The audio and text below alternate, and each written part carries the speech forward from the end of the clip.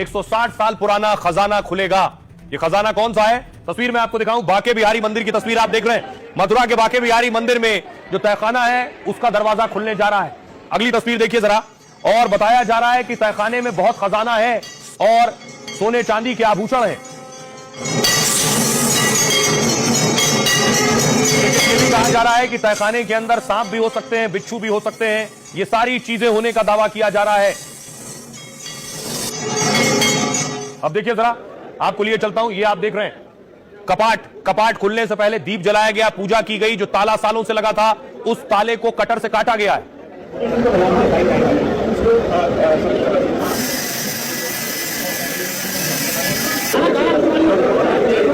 उसके बाद देखिए जरा, ये कपाट खुले, कपाट के बाद पूजा पाठ हुई। कपाट खुलने के बाद उसके बाद देखिए पुलिस बाकायदा ग्लव्स लेकर, मुंह पर मास्क लगाकर, क्योंकि 160 साल पुराना खजाना है और 54 साल बाद खुले दरवाजे। सीज फायर देखिए गई है अंदर।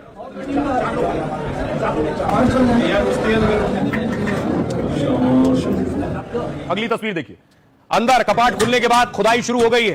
ये देखिए, वो जो लगा हुआ है सीमेंट का मार्बल शीट, उसे हटाया जा रहा है।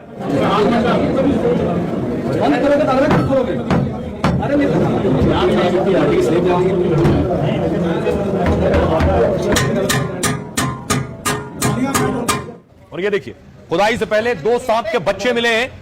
जिस बात का डर था अभी बाहर ही मिले हैं खुदाई से पहले।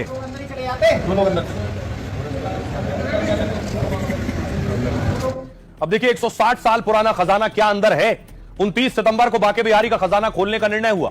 सुप्रीम कोर्ट ने कमेटी बनाई, हाई कोर्ट जज ने तहखाना खोलने के आदेश दिए। इसके बाद 17 अक्टूबर को कमेटी सचिव और डीएम ने आदेश जारी किए। आदेश की कॉपी जगह जगह लगाई गई जिसमें सभी को जानकारी दी गई। और फिर इस आदेश के बाद धनतेरस को खजाने के कपाट खोले गए।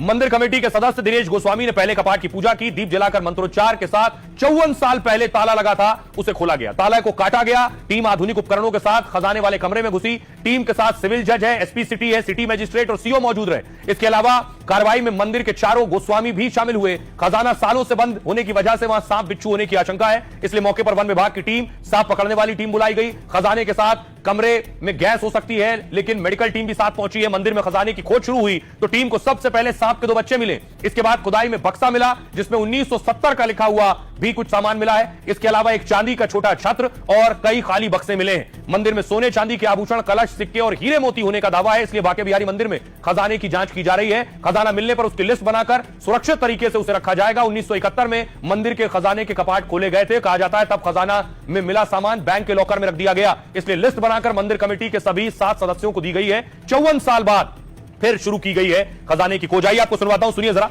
क्या कुछ कह रहे हैं वहां के गोस्वामी। सेकंड जो कमरा था उसके अंदर बक्सा मिला है जिसके एक कुंडे टूटे हुए थे और जो ताले हैं वो बंद मिले थे।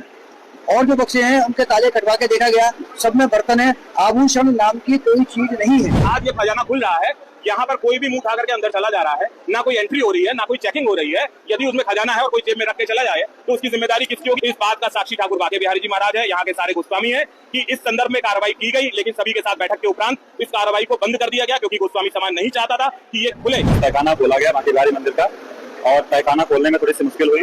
खोलने के क्रम में कुछ पीतल के बर्तन मिले हैं और कुछ लकड़ी का सामान मिला है। अभी कोई वैसा वैल्यूएबल सामने निकल के नहीं आया है जो हम लोग। कपाट खुल गए। कपाट खुलने के बाद देखिए अंदर से बॉक्स मिला है, लेकिन बॉक्स खुला तो बॉक्स खाली निकला है, उसमें कुछ नहीं मिला जो दावा किया जा रहा था। इस तरह के बॉक्सेस मिले हैं। क्या ये 1971 में जब कपाट खुले थे जिसे लॉकर में रखवा दिया गया है वो बॉक्सेस है? अब आपको बताऊं इसमें खजाना कब का, किसका और किस दौर का है। बांके बिहारी भगवान श्री कृष्ण का ही एक रूप है। उनके मंदिर को स्वामी हरिदास ने 1864 में बनवाया। मंदिर का निर्माण वैष्णव परंपरा अनुसार हुआ। तब मंदिर में मूर्ति के ठीक नीचे तहखाना बनाया गया। इसी तहखाने में भगवान का खजाना स्थापित किया गया। मंदिर निर्माण में जो जमा पूंजी बची थी वो रख दी गई। इसके बाद विंध्याचल राजघराने की बहू दर्शन करने आई। उन्होंने दर्शन करके अपनी हीरे पन्ने का हार यहां अर्पित किया। इसके बाद तमाम महाराजा सोने चांदी से भरे कलश चढ़ाते रहे और इसी से यहां करोड़ों का सोना चांदी हीरे इकट्ठा हुए। ब्रिटिश शासनकाल के दौरान मंदिर में 2 बार चोरियां भी हुई। तब खजाने से क्या क्या चोरी हुआ इस पर कोई जानकारी नहीं है। 1971 में खजाना जांचा गया, उसके बाद दरवाजे पर सील लगाई गई थी। अब इस सील को तोड़कर दोबारा खजाने की खोज हो रही है। खजाने की खोज अभी भी चल रही है और कई दिनों तक चलने वाली। खबरों में आगे बढ़ते हैं। आज की एक और खबर है। आज है धनतेरस, तो दिवाली पर खाइए 1 लाख तक की मिठाई जिसके लिए संभव हो। और ये तस्वीरें आप देख रहे हैं धनतेरस पर लोगों की भारी भीड़ सड़कों पर देखी गई। अगली तस्वीर मैं आपको दिखाऊं, धनतेरस पर लोग सोना खरीदते भी नजर आए। ये तस्वीर आप देख रहे हैं, लोग खरीदारी कर रहे थे सोना चांदी की। और बहुत महंगी मिठाई मैं आपको दिखाने जा रहा हूं। ये आप देख रहे हैं, ये है वो मिठाई जिसकी कीमत लाखों में है। ये इस मिठाई की खासियत है।